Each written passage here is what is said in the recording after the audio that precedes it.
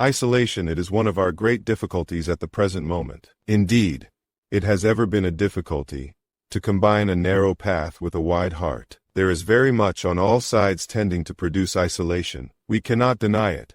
Links of human friendship seem so fragile. So many things crop up to shake confidence. So many things, which one cannot possibly sanction, that the path becomes more and more isolated. All this is unquestionably true, but we must be very careful as to how we meet this condition of things. We have little idea how much depends on the spirit in which we carry ourselves in the midst of scenes and circumstances, which, all must admit, are uniquely trying. For example, I may retreat in upon myself, and become bitter, gloomy, severe, repulsive, withered up.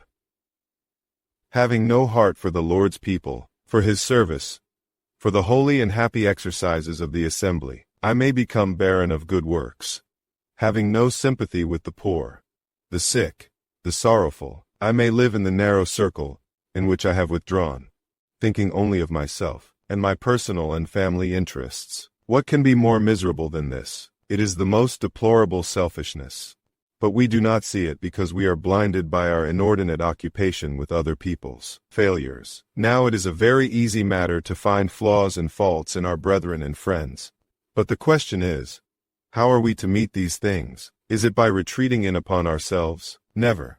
To do this is to render ourselves as miserable in ourselves as we are worthless, and worse than worthless, to others. There are few things more pitiable than what we call a disappointed man. He is always finding fault with others. He has never discovered the real root of the matter, or the true secret of dealing with it. He has retired, but within himself. He is isolated, but his isolation is utterly false. He is miserable, and he will make all who come under his influence, all who are weak and foolish enough to listen to him, as miserable as himself. He has completely broken down in his practical career.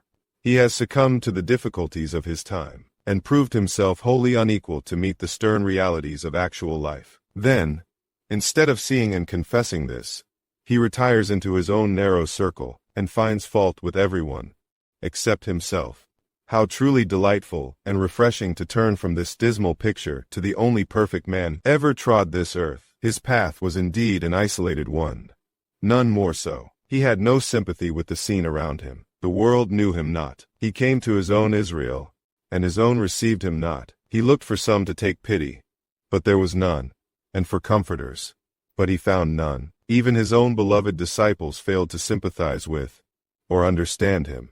They slept on the Mount of Transfiguration in the presence of his glory, and they slept in the Garden of Gethsemane, in the presence of his agony. They roused him out of his sleep with their unbelieving fears, and were continually intruding upon him with their ignorant questions and foolish notions. How did he meet all this? In perfect grace, patience, and tenderness.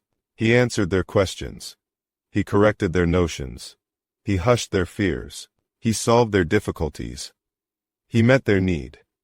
He made allowance for their infirmities. He gave them credit for devotedness in the moment of desertion. He looked at them through his own loving eyes and loved them, notwithstanding all. Having loved his own which were in the world, he loved them to the end. Christian reader, let us seek to drink into our blessed Master's spirit, and walk in his footsteps. Then our isolation will be of the right kind, and though our path may be narrow, the heart will be large.